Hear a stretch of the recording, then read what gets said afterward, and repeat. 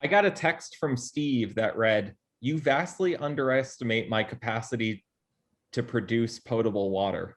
And I thought to myself, that's true. I do. Yeah, I would underestimate that capacity on probably most humans that I know of.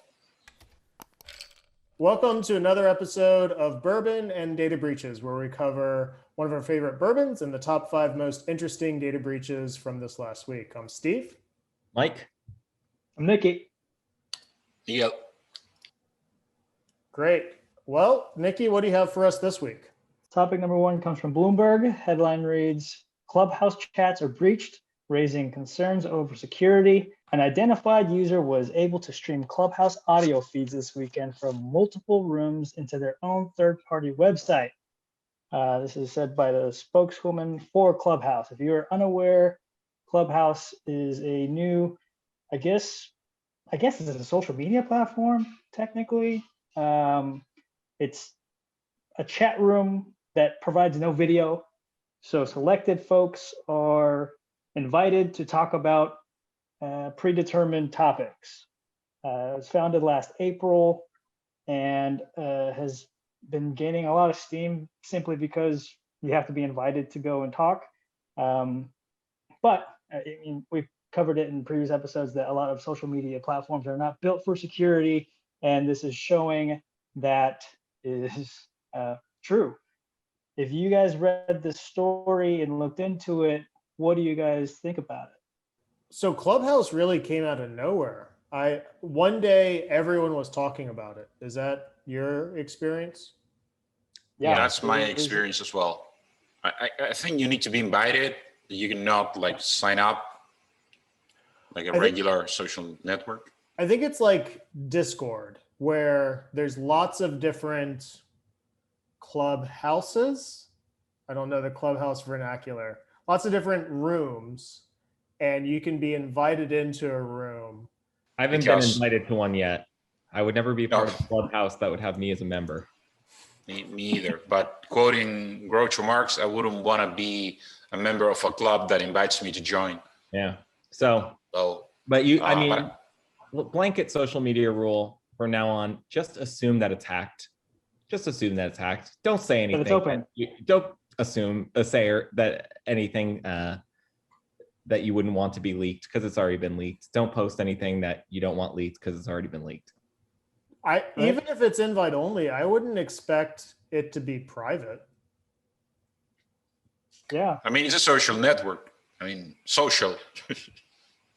I want to know if there's anybody who's been listening on Clubhouse chats and just hearing the most wildest things. A lot like Parler, you know, or like I'm sure the wildest things are overheard and recorded through the Amazon Echo. But if you have an Amazon Echo, you should also assume that you're being recorded. You know, it's the same principle. Well, that's the thing. It's audio, right? So you can't assume that any of it is going to stay private because anyone could be recording it. Anyone in that room could be recording it and you'd have no idea. So I get it that they were able to get the audio directly from Clubhouse, but I would expect a low level of privacy with this to begin with. It's the same thing, you know, so we're here in Texas. One of the reasons that we didn't have a video last week is because we had the snowpocalypse. While the snowpocalypse was happening, one of our senators decided to go off to Cancun. We know this because the wife of Ted Cruz was in a private chat talking about their trip to Cancun, which was then leaked, right? So even if you have the most secure, and that was over like iMessage. So even if you have the most secure technology, any user in that group can still leak the data. So I would expect a very low level of privacy when it comes to something like Clubhouse. Clubhouse very much should patch the issue and take as many precautions as they can, but don't say dumb things on the internet. Sure, but to finish with Benjamin Franklin, 3 can keep a secret if 2 are dead. Yep, that sounds about right. Moving on to topic number 2. Apparent hackers behind Kia's ransomware attack are demanding millions in Bitcoin. We seem to be the main pushers of Bitcoin over the last 12 episodes. So as an aside, I don't think we're the main pushers of Bitcoin. I think Elon Musk did a bit of a better job buying 1.3 billion Bitcoin or worth of Bitcoin. That being said, if you've been watching from the beginning and you did buy Bitcoin because we influenced you, Bitcoin's at an all-time high at 48,000. So kudos to you. Best stock advice ever. Please don't ever buy stocks or Bitcoin based on this show. Definitely don't buy GameStop. Only buy bourbon. Yes, only enjoy bourbon, not buying bourbon for trade. Yeah, so this is going to be very common. Huge company like Kia. Hyundai was part of it too. I forgot. We actually had that on our Slack within work. Somebody had noticed that Hyundai was on top of Kia because some sort of relation and connection. So buy a car from the 80s. They could share the same chips.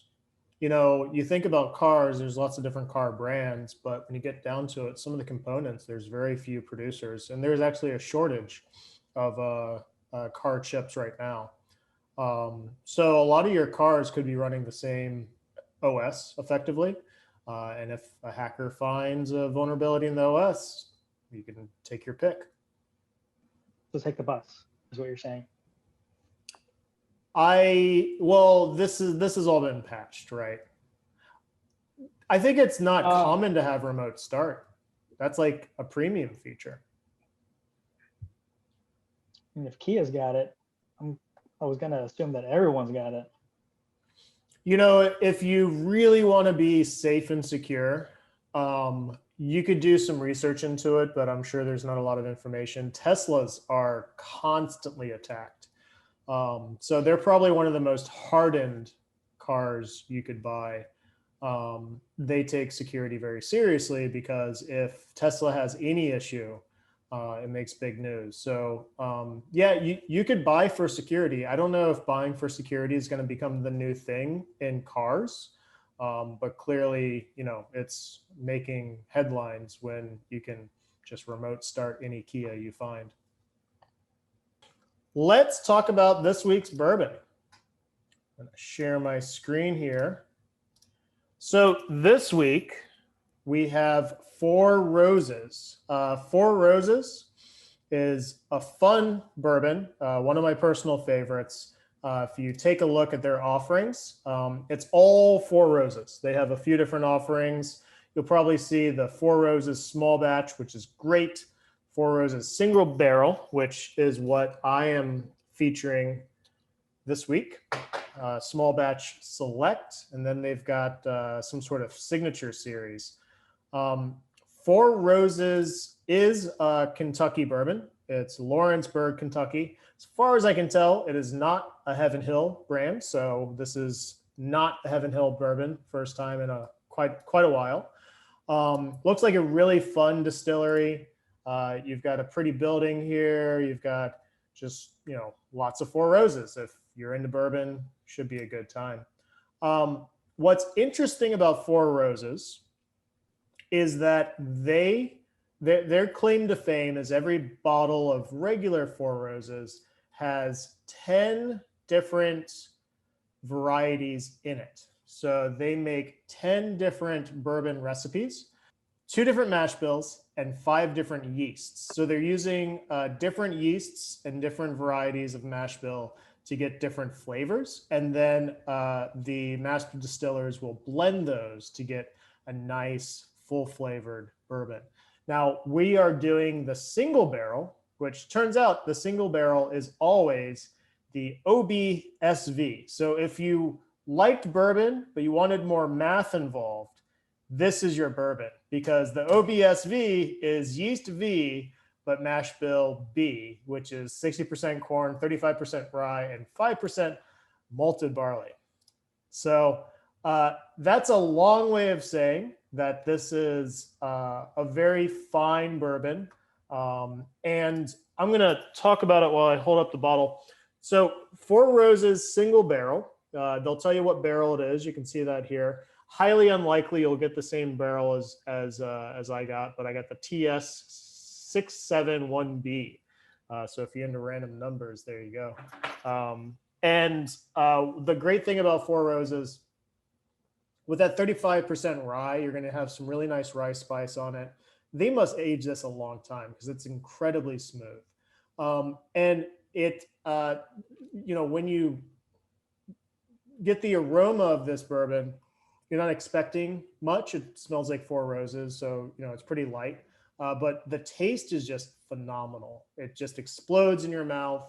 It's like this sweet, honey, oaky, kind of fruity flavor, and it's got a really long mouthfeel. So Four Roses, it is a little bit pricier.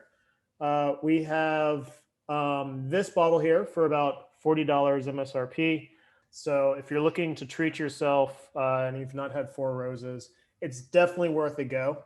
The single barrel's phenomenal, but I would recommend even the small batch where they blend in those 10 different barrels. If you can't afford to treat yourself, buy a bottle of Early Times and you won't care anymore. Early Times. Actually, after half a bottle. Early Times is a treat in and of itself. That's our bourbon break. Nikki, what do we have for story number 3? Topic number 3 will be coming from theverge.com. Headline reads, sophisticated hackers snuck sleeper malware into nearly 30,000 Macs. I am they got pretty technical, kind of lost me a couple times in all the research I was doing. The malware is called Silver Sparrow, and it is scary because it is a self-destruct mechanism. And it is actually, it runs natively on Apple's in-house M1 chip. Not sure what that means, but essentially what this kind of made me think about was, it's true. There is an internal belief for anybody and everybody that has iPhones and Macs that it is unhackable, like it's impossible. So any dummy can have it and nothing bad can happen. You won't get, any sorts of viruses or malware. Where did that come from? How does it play into this possible scary scenario with the Silver Sparrow? Well, one thing that actually I think it's a fact rather than opinion, is that probably there's gotta be, I don't know the exact ratio, but 1 Mac to 1,000 PCs going around, maybe even more. So if you're a hacker or you're a developer and you want to create a virus, if I was in that position, I would want to maximize my effort and labor.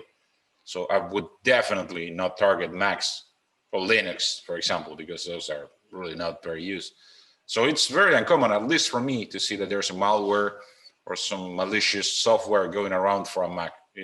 It's probably the first time that I've heard of this. What about you guys? Yeah, the interesting thing here is just the speed. So Mac replaced Intel chips with their own chips that they've designed, which are the M1 chips. So all the new generation of Mac products are featuring those chips.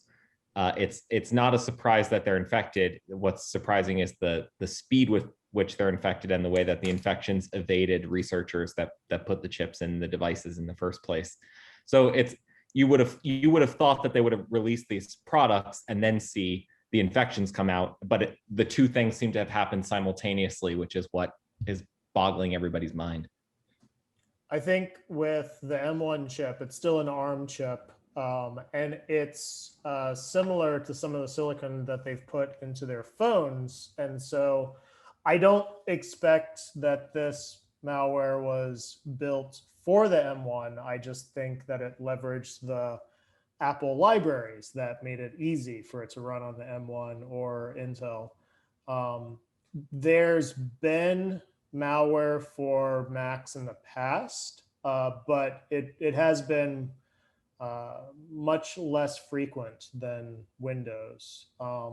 this is very concerning. Although one point of note, it had a self-destruct mechanism, not to mean your laptop would self-destruct, but that it had a mechanism in place where if the malware infected one of the hacker's computers, then it would not reinfect it, or it would not infect it. So it had a weird control mechanism to keep it off certain devices.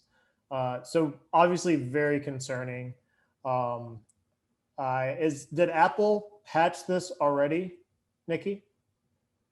I mean, I was doing the research after, and there was no follow-ups in terms of, you know, scariness.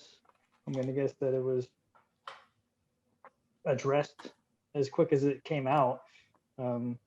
I did some research for this particular story because also we have Macs, and we wanted to make sure that this didn't infect any of our systems. There's a pretty easy way to fix this. The TLDR is don't click on random installer stuff.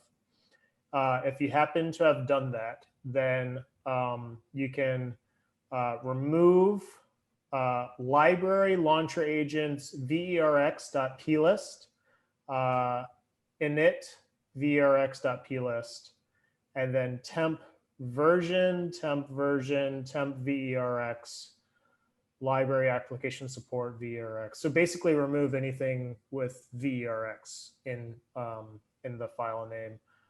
Don't do that. You can look up the TLDR, but there's like 7 places where you remove files and you're fine.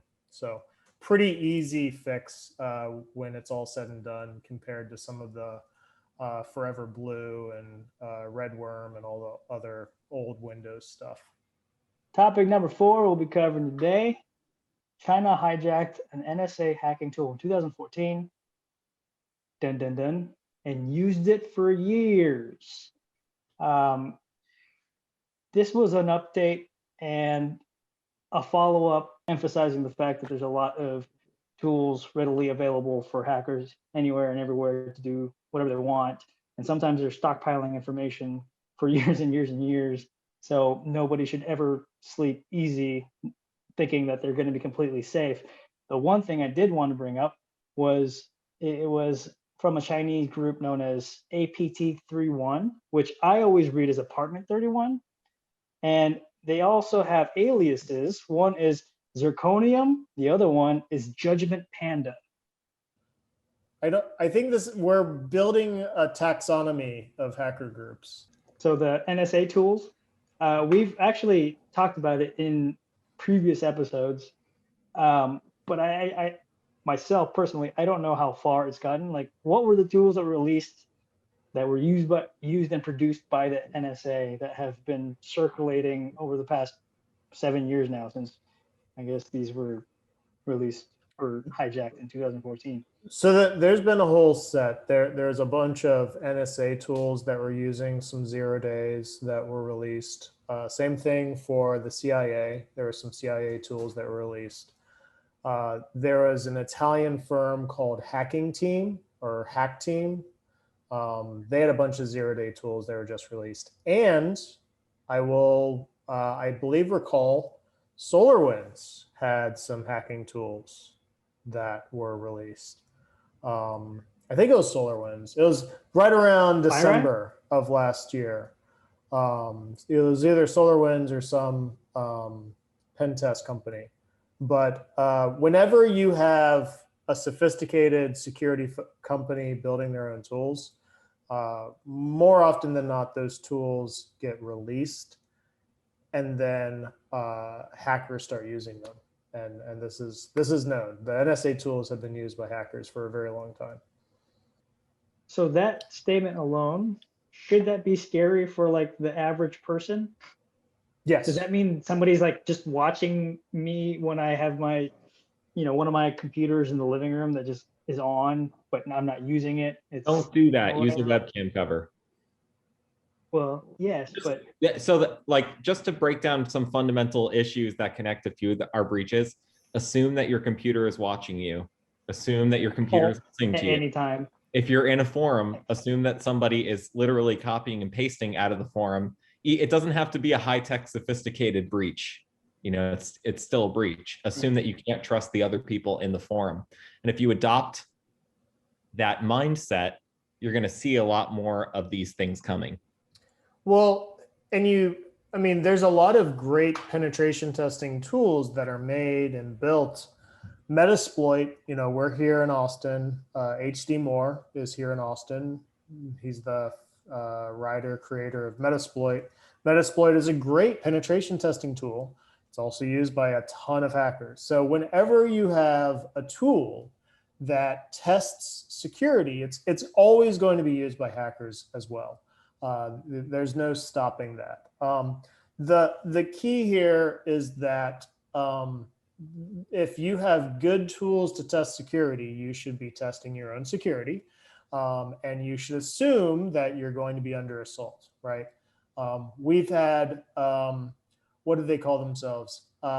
We've had self-pronounced testers that have started penetration testing Hack Notice against our will. They just started doing it and then started disclosing vulnerabilities they found. They were using Burp Suite and Metasploit and a bunch of other stuff. So, we assume that's going to happen. So we were prepared for it. We even gave them a small commission for some of the stuff that they found. But yeah, like the average consumer, what can you do? Unplug computers, turn them off when you're not using them, use webcam covers, and try not to assume that anything you put on a computer is going to stay private for long. Does this apply to phones as well? Yeah, Apple does some good sandboxing, but as we just saw, Apple can have malware as well. So, to go back to Steve's example about Ted Cruz's wife's group message, before you assume that you can't trust the computer, you have to assume that you can't trust the other people with whom you're cooperating. And then even if you can trust every single person with whom you're cooperating or communicating, then you can't trust the platform.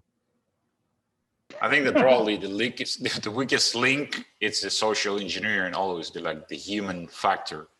So, even if you have like a super secure system and everything in place, those are still governed by humans. So there's always room for error there. The nice thing is there's companies like ours that can give you the exact same view that a hacker has. And you can know what hackers know. You can reset passwords. You can prepare for phishing attacks. You can't ever stop hackers from learning about who you are and what you do, but you can prepare. So defense is a very legitimate strategy. Get some good monitoring software, and then just prepare for the worst. And usually hackers go after the low-hanging fruit, and so you can keep yourself from being a victim. Well, like you said, you have access to the same tools. If someone is going to use Kali Linux to poke at you, you should be poking at yourself with Kali Linux or get somebody to do it for you. These things are widely available. Moving on to the last topic of the day. Kuba Ransomware gang, its payment processor steals data. It's too bad that Shu is not with us today for this broadcast, but it's a Seattle-based billing and payment processing provider got hit by a ransomware gang. Kuba. Kuba. Is it Kuba? Kuba. Yeah. Kuba. Let's smooth that out. Kuba ransomware. What did you guys see in the story, and what do you guys have to add? So I'll add a quick note. Kuba is brand new to the scene. We started tracking them maybe a few months ago. They had a few exploits that they put up on their disclosure site, but hidden the, California DMV payment processor. That's a big exploit that they've put on their site. So I think they're starting to make a name for themselves, seemingly coming out of nowhere. Definitely one of the gangs to keep track of and to monitor. Also, I really like their name. I'm glad they picked such a nice name like Kuba Ransomware. I've got a lot of like Ransom XXX and like other ransomwares that are just like, okay. There, you know, there's a Ragnar and a Ragnar Rock. Part of the issue with Kuba is that they're double dipping now. So they're infiltrating, they're stealing data, they're selling some data, and then they're letting companies know that there's a ransom for them to stop, which is both very compelling and a very interesting use case here. You say double dipping. I mean, this is how ransomware itself is an economic model for hacking. And you say double dipping, I say potentially the new model. We'll have to see. You know, because once you have control, you can steal data, you can ransom, but you could steal data and sell it. You could steal data and threaten to sell it, threaten to disclose it. There's a lot of varieties in here, and I think we're still seeing how ransomware is going to take on its final form. Ransomware is very much evolving as an attack method. Ultimately, you're going to ask someone for a ransom, but what you do between infection and ransom, it's a wild card at this point. So this is a lot like how the mafia used to do things, where it was like, hey, we're going to protect you. You're going to have to pay us. But you're going to have to pay us extra for us not to send our goons to go and break your kneecaps at any time. It's like you're paying on multiple levels for different services to the same company. It could be. This is just where we are now. That ransomware may, I mean, software as a service, SaaS, is an incredibly lucrative business model. And if ransomware is anything, it is no holds barred free market capitalism. And so I think you're going to see ransomware may have leave-in services. You may end up paying ransomware for life. You know, you could be held for ransom, and then they have some compelling service where they, you know, you keep paying us monthly, we won't leak your data, and we'll do, you know, periodic penetration tests to keep the other ransomwares out. I'm not joking. No, it's racket. You know, I actually don't think that the mafia analogy is a bad one, but racketeering is racketeering, and it has a tendency to expand. Ransomware is here to stay, and they're only going to find new ways to make profits. And the biggest evolution we've had in profit making is software as a service, and it's only going to take ransomware a few more iterations to figure that one out.